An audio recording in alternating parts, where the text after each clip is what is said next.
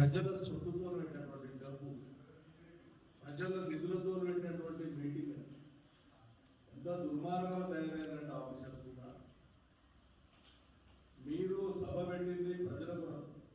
మీ ప్రధానమంత్రికి చూడపై పడబాయి అని చెప్పాడు, ఖర్చులు తగ్గించుకోండి అని చెప్పాడు, బండ్లు తగ్గించుకోమని చెప్పాడు. మీరు మా జిహెచ్ఎంసీకి మాకున్నటువంటి నిధుల ద్వారా డబ్బులు కోట్లాది రూపాయలు పెట్టి 2 మీటింగులు పెట్టి మా మహిళా సోదరుల ఆర్పీలు అంటారు, మా దగ్గర చాలా మంది ఐడియాలు ఉన్నాయి, మా ఆర్పీలు అంటారు కుటుంబ సంఘాలు, వారికి టార్గెట్ ఇచ్చి మీరు ఇంతమంది తీసుకురాకపోతే మీకు రేపు వచ్చేటటువంటి స్కీమ్లలో మీకు ఇవ్వమని చెప్పి బెదిరింపులు చేసి, ఆడపడుతున్నా మీరు డబుల్ బెడ్రూమ్ ఇస్తే మీరు రాకపోతే డబుల్ బెడ్రూమ్ రావని చెప్పడం, మీకు పింఛన్లు రావని చెప్పడం, అలా కార్యకర్తలు ఇన్వాల్వ్ డైరెక్ట్ ఫోన్ చేసి చెప్పడం, ఎన్ని రకాలుగా హైదరాబాద్ ప్రజలు ఇబ్బంది పెడతా ఉంది రేవంత్ రెడ్డి ప్రభుత్వం అంటే అర్థాయితంగా. దాని మీద స్టేట్ మీద చూస్తే మొత్తం కాంగ్రెస్ పార్టీ నాయకులు, మరి ఐఏఎస్లు ఐపీఎస్లు, మీరు కమిషనర్లు ఉన్నారు, ప్రోటోకాల్ మెయింటైన్ చేసేటటువంటి ఆలోచన జ్ఞానం మీకు లేదా అని నేను ఆఫీసర్ని అడుగుతా ఉన్నాను. ఎవరు దొరుకుతాక పైకెక్కి రాజకీయ స్పీచ్లు, మాకేమో మనం రమ్మంటారు, మా నాయకులు తిట్టే ప్రయత్నం చేస్తారు. హైదరాబాద్ నగరం ఈ రోజు బాగుపడ్డది అంటే, అది కేటీ రామారావు గారి, కేసీఆర్ గారి నాయకత్వంలోనే ఇంటికి మంచినీళ్ళు వచ్చాయి. హైదరాబాద్ నగరంలో మీ కాంగ్రెస్ శాసనసభ్యులు టి జనార్దన్ రెడ్డి గారు పోరాడారు. ఈ ప్రభుత్వం ఉన్నప్పుడే పోరాడితేనే ఎన్ని ఇబ్బందులు ఆయన ఆ రోజు పోరాడినప్పుడు నేను కూడా ఉన్నాం, ఆయన అప్పుడు మేము ప్రతిపక్షంలో ఉన్నాం, అయినా నీళ్లు లేనటువంటి కాంగ్రెస్ పార్టీ. కేసీఆర్ గారు వచ్చిన తర్వాత హైదరాబాద్ నగరానికి 24 గంటల కరెంట్ ఇచ్చి, ఇంటింటికి మంచి నీళ్ళు ఇచ్చి, ప్రతి కాన్ఫరెన్స్ కి 9, 10, 18, 20 రిజర్వ్ ట్యాంకులు కట్టి, ఒక కాన్ఫరెన్స్ కి 400-500 కిలోమీటర్ల పైప్ లైన్ వేసి మేము మంచినీళ్ళు ఇస్తే, ఇంతకుముందు మాకు ఉన్నటువంటి శాసనసభ్యులు చెప్పినట్టు ఈ రోజు గుండెల ప్రదర్శన వల్ల స్టార్ట్ అయింది. సిగ్గు శరం లేకుండా వచ్చి ఇంకా హైదరాబాద్ నగరాన్ని మేము అభివృద్ధి చేస్తున్నాం, మేము డెవలప్ చేస్తున్నాం, మేము ఫౌండేషన్ చేసినటువంటి బ్రిడ్జ్లను ఇనాగ్రేషన్ చేసుకుంటూ, మా దగ్గర కలిసి దొంగల దగ్గరికి తీసుకుపోయి పైన కూర్చొని వాళ్ళని మెచ్చుకున్నట్టు, ఆ దొంగలను 9 మందిలో 9 మందిని రిజైన్ చేయకుండా పక్కా కూర్చోబెట్టుకొని మన ప్రతిపక్ష నాయకులు మేము సేవ చేస్తున్నాం చెప్పుకుంటూ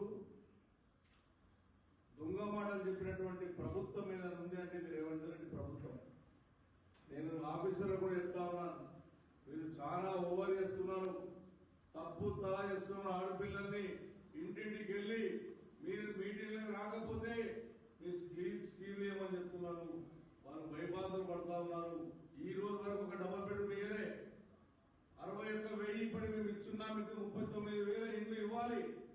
మీరు ఇష్టానుసారంగా కాంగ్రెస్ కార్యకర్తలకు నామినేట్ కింద మీ డబుల్ బెడ్రూమ్ ఇస్తున్నారు.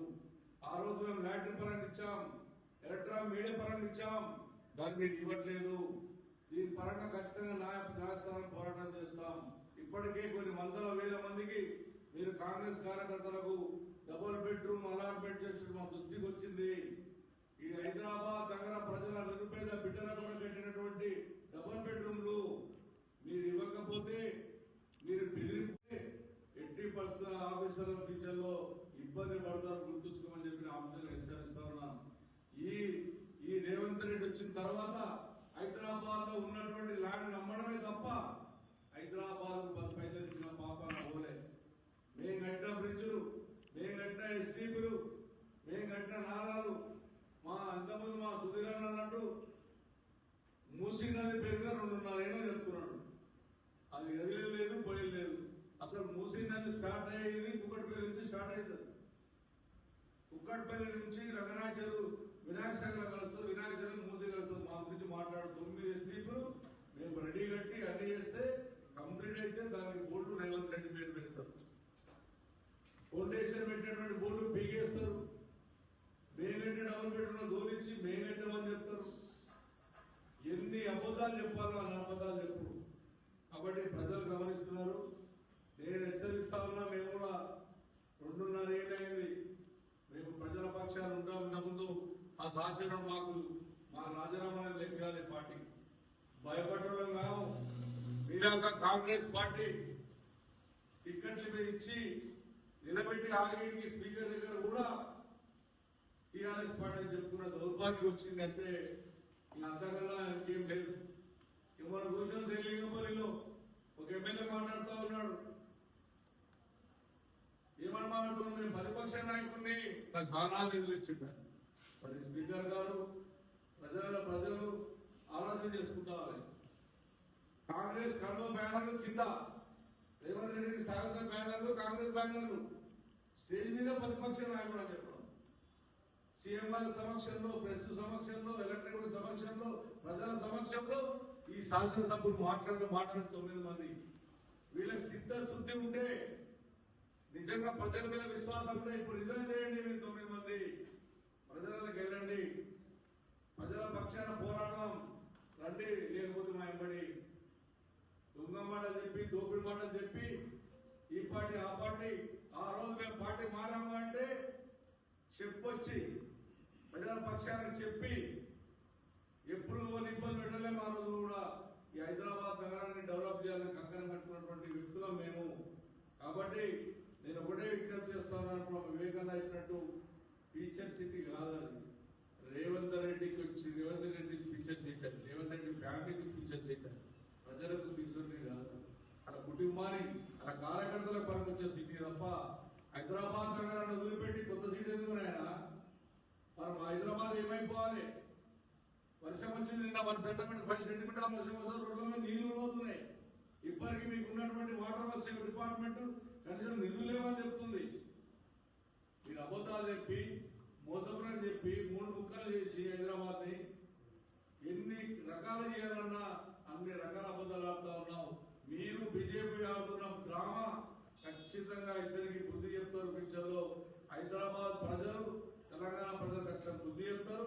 మీకుంది ఇంకా 1.5 ఇయర్. మీ 1.5 ఇయర్ లోపల ప్రజలు ఖచ్చితంగా బంగ్లాదేశ్ లో ఏ రకంగా ప్రజలు ఎంబడబడి ఉడిపించారో ఆ రకంగా మీకు వస్తుంది. ఇప్పటికైనా జాగ్రత్త పడి ప్రజాసేవ చేయమని నేను కాంగ్రెస్ పార్టీ మంత్రులకు, ముఖ్యమంత్రి గారు కూడా విజ్ఞప్తి చేస్తా ఉన్నాను. మీ దగ్గరకు వస్తే ఒక మాట, మీ దగ్గరకు వస్తే పనికి వస్తే జైలని చెప్పి లీకులు ఇస్తారు. ప్రజాప్రతినిధుల వారు ముఖ్యమంత్రి పోవడం ధర్మం, అడగడం ధర్మం. మా దగ్గరకు వచ్చినప్పుడు స్వాగతిస్తాం, మేము అడుగుతాం, హక్కుంది. కానీ ప్రజలకు అన్యాయం జరిగిన పోరాడతాం, వదిలిపెట్టే పరిస్థితికి లేదు. ఈరోజు హైడ్రా ద్వారా ఎన్ని ఇండ్లు గురగొడుతూ ఉన్నారు. హైడ్రా ద్వారా హైదరాబాద్ నగరంలో నిరుపేద డబ్బాలను తీసేస్తా ఉన్నారు. 1,50,000 డబ్బాలు తీసేశారు. వాళ్ళ కాన్ఫిడెన్స్ చూపెట్టకుండా వాళ్ళు ఏడ బతకాలి, వాళ్ళు చిట్టి కట్టాలి, వాళ్ళ పిల్లలు స్కూల్ ఫీజులు కట్టాలి. మీరు వచ్చి రాజులా తీసేస్తే వాళ్ళ బతుకులేంటి? వాళ్ళకి ఏం న్యాయం చేయాలనుకుంటున్నారు? నిరుపేద హైదరాబాద్ లో బతుకుతారని అడుగుతా ఉన్నాను. అన్ని దుర్మార్గం చేస్తా ఉన్నారు. నేను కేటీ రామారావు వచ్చిన తర్వాత మా శాసనసభ్యులం అందరం కూడా మేము డిమాండ్ చేస్తా ఉన్నాం. హైదరాబాద్ లో మేము కట్టిన 39,000 ఇళ్ళు ప్రజలకు ఎలక్ట్రాన్ మీడియా తరఫున సమక్షంలో, కలెక్టర్ సమక్షంలో, ప్రజల సమక్షంలో లాటరీ తీసి నిరుపేదలకు డబల్ బెడ్రూమ్ పంచాలి. ఏ ఒక్కరికైనా నామినేషన్ కింద మీరు ఇప్పించినా న్యాయస్థానానికి పోతామని చెప్పి మంత్రులకు హెచ్చరిస్తా ఉన్నారని చెప్పి తెలియజేస్తాం.